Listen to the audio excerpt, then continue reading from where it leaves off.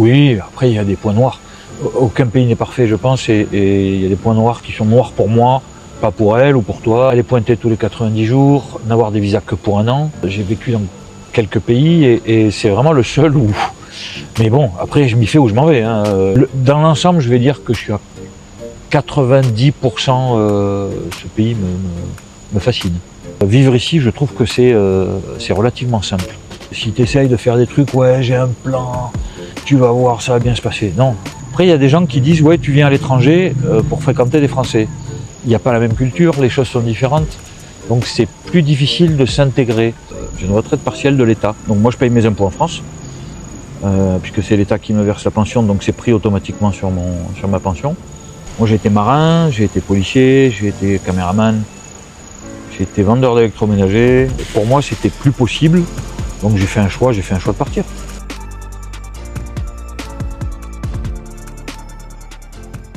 Alors salut Fred, comment tu vas? Salut, ça va, écoute plutôt bien. Il fait bon, il fait pas trop chaud. La petite parenthèse habituelle, n'oubliez pas de vous abonner, de liker la vidéo et de laisser un petit commentaire. Si vous souhaitez un entretien personnalisé avec moi, contactez-moi par email ou Instagram. Dis-moi Fred, tu es en Thaïlande depuis combien de temps? Définitivement depuis un mois et demi, on va dire un petit peu moins d'un mois et demi, mais j'ai fait plusieurs allers-retours avant de prendre ma décision. D'accord. Voilà. Donc c'est assez récent. Et donc alors pourquoi la Thaïlande et qu'est-ce qui t'a emmené en Thaïlande? Ce qui m'a amené en Thaïlande, c'est la douceur de vivre déjà. J'arrive de l'île Maurice, moi, comme une de tes précédentes personne que tu as interviewée, Natalia, qui est une amie. J'en avais un petit peu marre de tourner en rond sur l'île. Bon, on va pas épiloguer là-dessus, mais je voulais absolument visiter l'Asie. Et donc, je suis venu en Thaïlande il y a un peu plus d'un an pour faire de la plongée. J'ai trouvé le pays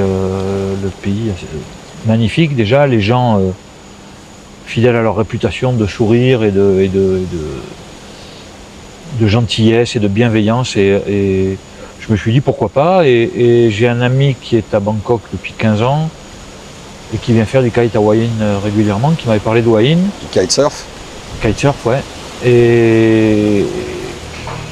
Et on a discuté beaucoup avec Natalia parce qu'on est très proches, et finalement on a dit bon allez, on est revenu au mois d'avril je crois, et je suis tombé sur une opportunité de condo que j'ai acheté, donc j'ai dit bon le début de l'aventure et puis la fin d'une autre. D'accord. Donc on va dire tu es tombé un petit peu amoureux du pays, quoi. Ouais, j'aime bien le pays. Il y a beaucoup. Oui, après il y a des points noirs. Aucun pays n'est parfait, je pense, et il y a des points noirs qui sont noirs pour moi, pas pour elle ou pour toi. Ouais, bien sûr. Et dis-moi, toi, ça c'est intéressant. Moi, c'est l'administratif. Je suis pas phobique, mais je déteste ça. Ouais. Et ici, je trouve que y a beaucoup d'administratifs. Par rapport à quoi? Compliqué par rapport au visa. Ouais. Okay. Aller pointer tous les 90 jours, n'avoir des visas que pour un an. J'ai vécu dans quelques pays et c'est vraiment le seul où... Mais bon, après, je m'y fais où je m'en vais. Hein. Comme ça, c'est leur manière de faire et il va falloir que je m'y fasse. Mais moi, le point noir, c'est ça. Il y a beaucoup de gens qui me disent la conduite, mais la conduite, bon, j'ai vécu dans des pays pires que ça, donc je suis pas... Mais dans l'ensemble, je vais dire que je suis à 90%, ce pays me fascine. Et sinon, alors, les points positifs pour toi de la Thaïlande? Je te l'ai dit, c'est la gentillesse. On roule à gauche, bon, à l'île Maurice aussi, on roulait à gauche, donc ça me pose aucun problème depuis 5 ans que j'y étais. Les points positifs, proximité de la mer, la montagne, le pays est grand. Il est magnifique, il y a absolument tout, à part un désert, je crois qu'il y a tout. Tu peux aller dans l'eau en toute sécurité. Moi, je suis plongeur. Ça a été une partie de mon métier. Je suis plongeur, je suis golfeur. Ici, il y a des golfs, il y a des sites de plongée extraordinaires. On n'est pas loin du reste de l'Asie, puisque moi, mon but, c'est quand même de faire le tour de l'Asie. La vie est pas chère, vraiment la vie est pas chère du tout, c'est très intéressant et vivre ici je trouve que c'est relativement simple, je trouve. Acheter une voiture, les voitures sont pas chères, la nourriture, la vie en général, les loyers sont pas très chers, Bangkok, c'est à 3 heures de Hua Hin. Ils parlent de remettre la ligne Pattaya en bateau. Non, je vois vraiment énormément de positifs dans une vie en Thaïlande. En tout cas sur Hua Hin. Il y a d'autres endroits qui sont différents, mais chacun y trouve son compte. Il y a des gens qui se plaisent à Phuket. Bien sûr, ouais. Moi, ça me conviendrait pas. Il y a des gens qui se plaisent à Pattaya, d'autres qui se plaisent à Chiang Mai. Moi, personnellement, j'ai besoin de la mer, j'ai besoin de la montagne. Ici, on a les deux. Il y a des parcs nationaux. Et puis, il y a une sécurité il y a vraiment une sécurité qu'on trouve rarement. Partout où j'ai été, moi, j'ai rarement vu une sécurité aussi safe que ici, quoi. Tu poses ton portefeuille, tes affaires, tu vas faire un tour, tu reviens, il y a tout, quoi. C'est un pays vraiment intéressant. Dans le sens inverse, est-ce que tu as eu des soucis, est-ce que tu as déjà eu, je sais pas, une arnaque, ou est-ce que quelqu'un a déjà essayé de t'arnaquer ou... En Thaïlande? Ouais. Non. Jamais, aucun souci? Non, j'ai acheté 2 condos. J'ai acheté 2 condos au mois d'avril. Tout le monde m'a dit ouais, fais gaffe, il y a des escroqueries et tout. Après, je pense que ça dépend avec qui tu vas, quoi. Si tu essayes de faire des trucs, ouais, j'ai un plan, tu vas voir, ça va bien se passer. Non, j'ai été voir un gars officiel qui travaille pour une agence. Je suis propriétaire de mes 2 condos. J'étais avec un avocat qui tient la route parce qu'il est connu ici et il a pignon sur rue.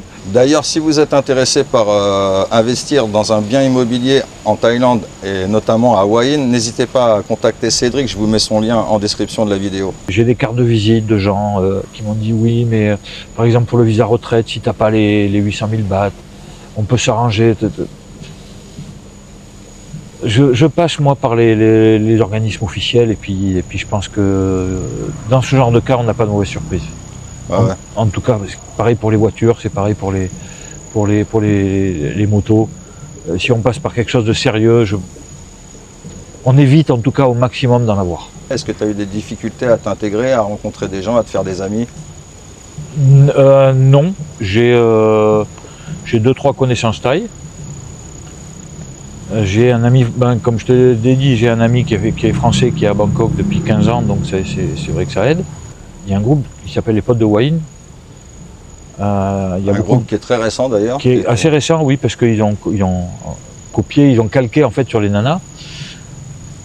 Et il y a beaucoup de bienveillance. Après, il y a des gens qui disent ouais, tu viens à l'étranger pour fréquenter des Français.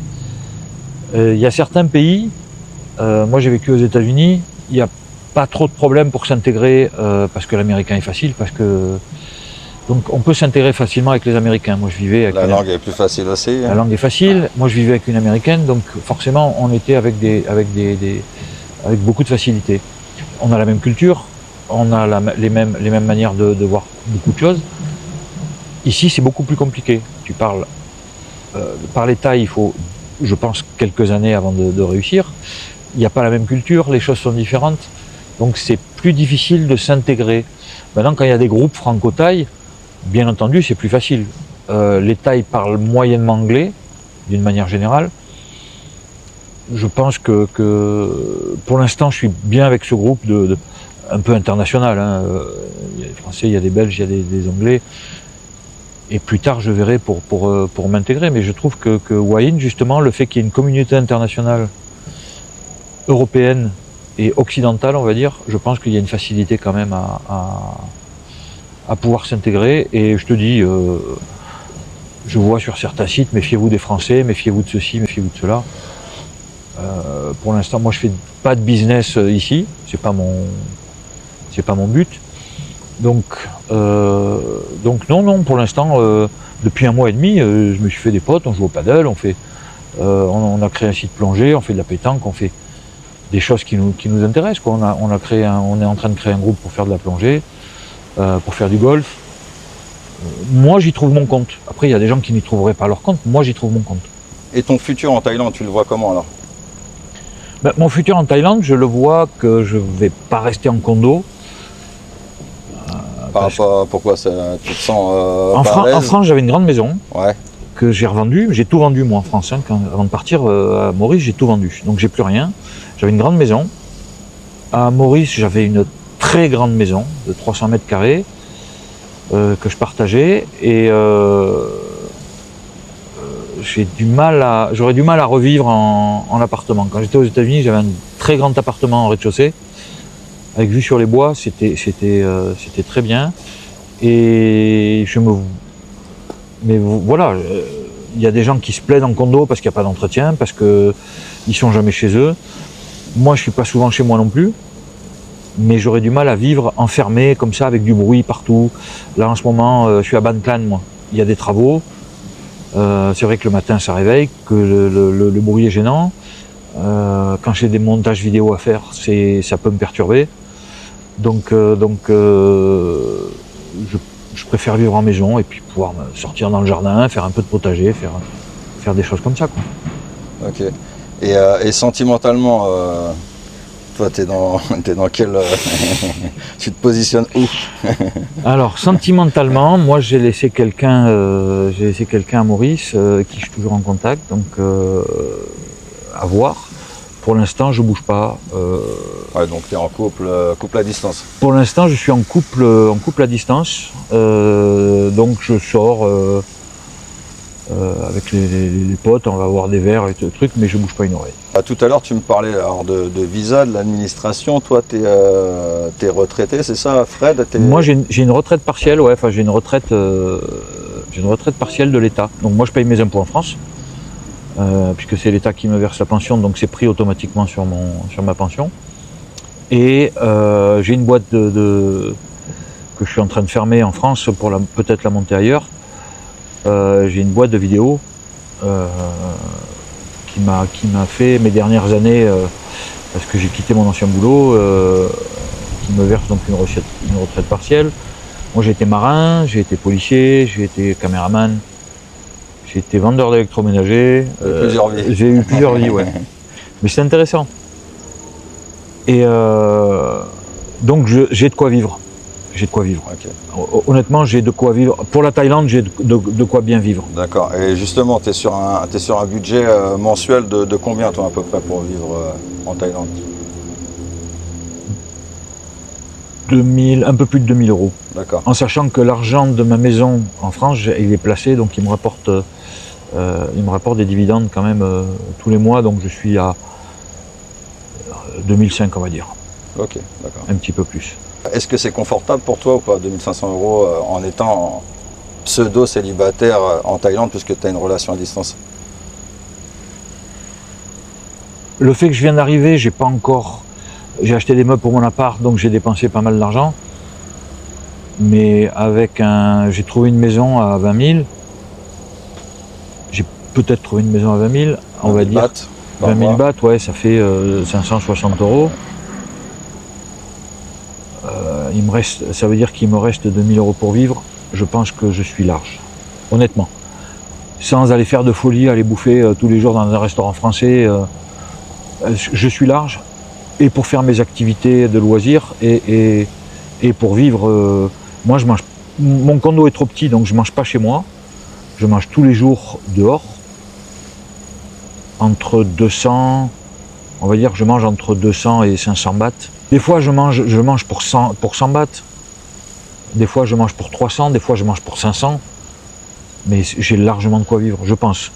Je pense que entre le loyer et la bouffe et les sorties, avec 1500 €, on a largement de quoi.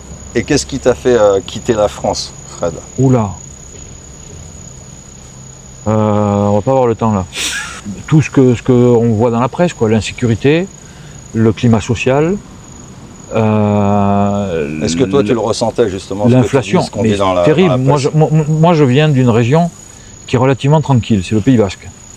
Je viens de Bayonne. Ouais, c'est une des régions les plus tranquilles de France pourtant. C'est une des régions les plus tranquilles de France. Comme tu dis, l'inflation était là quand même. De plus en plus de gens, avec de plus en plus d'incivilité, l'été, dans la région, on passait je ne vais pas parler de Bayonne, mais de la région, on passait de 150 000 habitants à 600 000 l'été, avec de plus en plus d'incivilité, de gens qui font n'importe quoi, d'agression, de cambriolage. Moi, jusqu'à il y a 7-8 ans, très honnêtement, je partais faire mes courses, la maison était ouverte. il m'a jamais rien manqué, jamais personne n'est rentré. Maintenant, j'ai appris que dans mon quartier, il y avait pas mal de cambriolages, il y a eu des agressions à domicile, il y a beaucoup d'incidents avec les gens du voyage qui ne venaient pas avant, il y a des manifs qui dégénèrent systématiquement, il y a on nous prend de plus en plus, on nous a supprimé la taxe d'habitation, mais pour nous, moi la taxe foncière chez moi elle est passée elle était pas chère, hein, elle est passée de 640 à 860 € en 2 ans. C'est monstrueux, il y a des gens qui n'ont pas les moyens. Les prix ont flambé, moi ça m'a arrangé puisque j'ai fait une très belle plus-value sur ma maison, mais le climat politique avec tout qui change et tout je trouve que c'est un petit peu de n'importe quoi. Donc moi je suis pas un évadé fiscal puisque je paye mes impôts en France, mais je trouve qu'il y a plus grand chose qui va, à part qu'on est un pays extraordinaire. La France est un pays magnifique, mais pour moi c'était plus possible, donc j'ai fait un choix de partir. Mettre en avant de la Thaïlande, il y a beaucoup de choses, il y a la gentillesse, la bienveillance, parce que malgré tout, moi la dernière fois j'ai fait les cours, j'étais chargé, le gars m'a accompagné jusqu'à la voiture. C'est impensable nulle part ailleurs. Ah, tu veux dire les petits services qu'il y a en Thaïlande et qui n'existent pas forcément en France. Et les petites bienveillances, oui, tiens, j'ai déballé des meubles que j'ai commandés, je les posais devant la porte de l'appartement pour tout évacuer en même temps. Quand je suis sorti, il n'y avait plus rien. Les femmes de ménage étaient passées, elles ont tout enlevé. Elles ne sont pas obligées. Il y a la sécurité qui est là 24 heures sur 24. Natalia, la dernière fois, avait un serpent chez elle. Et le gars de la sécurité a accouru pour venir l'aider. C'est toutes ces petites choses. La conduite, bon, elle n'est pas toujours sûre. Je sais qu'il y a beaucoup de morts sur les routes. Mais tu coupes la route à un mec, tu fais une bêtise. Le gars te dit non, c'est pas grave, il te fait un sourire. En France, tu te fais insulter. Alors, Maurice, je veux pas en parler. Les paysages qui sont magnifiques, la facilité, tu prends l'avion, c'est hyper simple de prendre l'avion, c'est hyper simple de prendre le bus. Les bus sont climatisés, ils sont confortables. Tu as une bouteille d'eau, tu as besoin d'un arrêt, les gens s'arrêtent. Non, honnêtement, je suis tout nouveau, donc moi je vois les choses positives. J'ai loué un scooter, là j'ai mon copain qui m'en a prêté un, j'ai loué un scooter pour 220 bahts, quoi, même pas 5 €, si 5 € par jour. Je trouve qu'il y a beaucoup de facilité ici. Voilà, pour moi le seul point noir c'est l'administratif, mais parce que j'aime pas ça, personnellement. Mais le reste, non, je vois pas beaucoup de négatifs, pour l'instant en tout cas. Pour l'instant, je vois la main d'œuvre, les travaux, le prix des travaux. Je me suis renseigné pour construire une maison, 140 mètres carrés, il m'a dit grosso modo 1,4 million, quoi. Ouais. C'est le quart du prix en France. Ouais, donc de manière globale, tu te sens plutôt satisfait de ton expatriation et pour épanoui l'instant, en Thaïlande. ce que j'ai vécu, c'est-à-dire les 5 semaines que j'ai fait 2 fois 5 semaines, et là ça fait 6 semaines que je suis là. J'ai pas grand-chose de négatif à dire. Pour l'instant, très honnêtement, j'ai pas grand-chose de négatif à dire. Tout à l'heure, donc, tu me disais que tu es retraité, Fred, tu as un visa retraité. Donc comment tu as fait ton visa? Tu es passé par une agence ou Alors, pour la petite anecdote, je viens de me rendre compte que mon passeport arrivait à expiration au mois de mai. Donc il a fallu que je parte à Bangkok, recommander un autre passeport. Donc pour l'instant, j'ai un visa de 3 mois. Et donc je suis en attente de pouvoir d'avoir le droit de faire mon visa d'1 an, mon visa de retraité. Donc souci de passeport, donc il faut que tu refasses ton passeport. Donc j'ai refait faire mon passeport, je vais le recevoir d'ici fin de semaine, je pense début de semaine prochaine. Et ensuite je vais passer par une agence du genre une agence de visa, la genre visathaïlande.fr. D'ailleurs, si vous souhaitez faire un visa pour la Thaïlande, pareil, je vous mets le lien en description. Ce genre d'agence là, et qui est officiel, donc il y a pignon sur rue, et ils vont me faire le visa, c'est eux qui vont s'occuper de mon visa retraite. Donc pour ces visas d'1 an, renouvelables tous les ans, voilà, c'est ça. Ok. Où on peut justifier. Alors, tout le monde parle de 800 000 bahts sur le compte, mais en fait, dans la mesure où on peut justifier De ta retraite, d'une retraite de montant plus de ta retraite. 2600 €, je crois que ça fait 65 000 bahts, il faut aller faire tamponner la pension à l'ambassade, donc ça coûte 1100 bahts, je crois. Et dans la mesure où on peut prouver ça, on nous accorde le visa retraite. Ouais, t'es pas obligé de justifier des 800 000. Donc voilà, moi ça m'évite d'avoir bloqué entre autres 800 000 bahts, parce que je te dis, moi, une partie de mes revenus, c'est aussi le placement de ma maison que j'ai eu la chance de vendre très vite, et donc ça fait partie de mes revenus, quoi, mes placements. Donc 20 000 € en moins, ça me ferait une grosse somme. D'aller pointer tous les 3 mois, de renouveler le visa tous les ans, même si ça a l'air simple, c'est vrai que tout ce qui est administratif, il faudrait que j'ai les moyens de me payer une secrétaire, en fait. Concernant les voyages en Thaïlande, Fred, quel est l'endroit de Thaïlande qui t'a le plus plu? Pour l'instant, j'ai pas été dans beaucoup d'endroits. Ouais, t'as fait quoi? Mais j'ai fait Krabi et Bangkok. D'accord, ah ouais, donc c'est un petit peu limité. Et Hua Hin. Ok. Krabi, j'ai beaucoup aimé la ville, mais j'ai pas aimé l'ambiance. D'accord. Pourquoi? Trop touristique? Trop touristique, ouais. Trop touristique. L'avantage de Hua Hin, c'est que c'est cosmopolite. Tu as autant tu as énormément de Thaïs, tu as beaucoup d'étrangers, mais il n'y a pas la mentalité touriste, entre guillemets, qui est pas toujours bonne. En fait, à Hua Hin, déjà c'est une ville qui a énormément d'expatriés qui vivent par rapport à d'autres villes en Thaïlande. À Pattaya, il y a beaucoup d'expatriés aussi, ou à Phuket, mais c'est vraiment une ville où c'est qu'il y a beaucoup d'expatriés. Le tourisme, c'est plutôt du tourisme familial. C'est plus des gens qui viennent en famille. Voilà, les jeunes qui veulent faire la teuf, c'est pas à Hua Hin qui viennent, quoi. C'est une ville sécurisée. Il y a le palais présidentiel, la résidence secondaire du roi. Il y a une caserne militaire. C'est vrai qu'ils sont un petit peu moins indulgents qu'à Pattaya ou à Hua Hin ou à Phuket.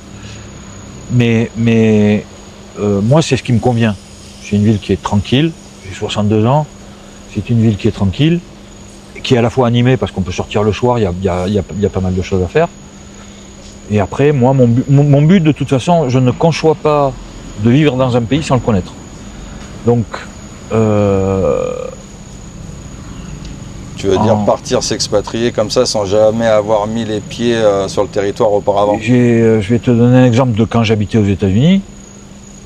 J'ai des collègues de travail qui sont restés 3 ans là-bas, qui ne connaissent pas, qui n'ont pas fait 10 États aux États-Unis. Je trouve dommage de vivre dans un pays sans le connaître. Donc moi, mon but, c'est d'aller déjà à Chiang Mai, ça sera ma prochaine destination. Suivi de Lisan, très certainement. Je veux quand même visiter Pattaya parce que même si c'est pas trop mon style, je veux voir tout ce qu'il y a autour. Ça à faire, savoir. Je veux voir par moi-même. Je veux voir Phuket. Je vais aller faire toutes les îles pour faire de la plongée, bien entendu. Je voudrais faire, il y a un parc national qui est pas loin d'ici, qui paraît-il est le plus grand de Thaïlande, que j'aimerais bien visiter aussi. Voilà, donc j'aimerais faire le tour du pays quand même. Je me donne 4 fois un mois pour le faire. Donc je vais partir, m'acheter une voiture et puis partir à l'aventure un petit peu. Ça a toujours été mon mode de vie, l'aventure. Un peu en mode road trip. Road trip, ouais. Je trouve que c'est très bien pour mais moi, tous mes films, je les ai fait en road trip. Tous mes films de vacances, j'en ai fait... j'ai dû faire 80 ou 100 000 km aux États-Unis dessus. Même à Maurice, je partais, même si c'est pas grand, il y a quand même des petits endroits qui sont perdus au milieu de l'île, qui sont très sympas. J'ai été en Afrique du Sud, visiter à partir de Maurice. Et voilà, pour moi, c'est la voiture ou la moto, et puis on réserve l'hôtel pour la première nuit, et puis le reste, on se démerde. Et let's go. Et let's go, ouais, j'aime bien barouder. On l'a fait, je suis parti en vacances avec Natalia il y a 1 an, on a fait l'Indonésie. Voilà, on est parti sur 1 mois avec un voyage de 15 jours. Et puis, ah bah tiens, j'ai vu un truc là, tu vois, on pourrait partir, on a pris un avion. C'est ce que je veux faire ici. On me dit, tiens, il y a une île qui est sympa, bah tiens, j'y vais. Donc, je suis en mode un peu baroud, ouais. Baroud, découverte. Ça a été toute ma vie, ça. Ouais. La découverte. Ok, bah écoute, merci beaucoup Fred. Merci à toi pour la proposition et puis pour cette belle rencontre. Avec grand plaisir, moi ça m'a fait très plaisir de t'avoir sur la chaîne. Moi aussi. Si vous souhaitez faire une vidéo comme Fred, participer à une vidéo comme Fred, n'hésitez pas à me contacter soit par email, soit par Instagram. Et puis je vous dis à très bientôt pour une prochaine vidéo. Allez, ciao, bye bye. Salut.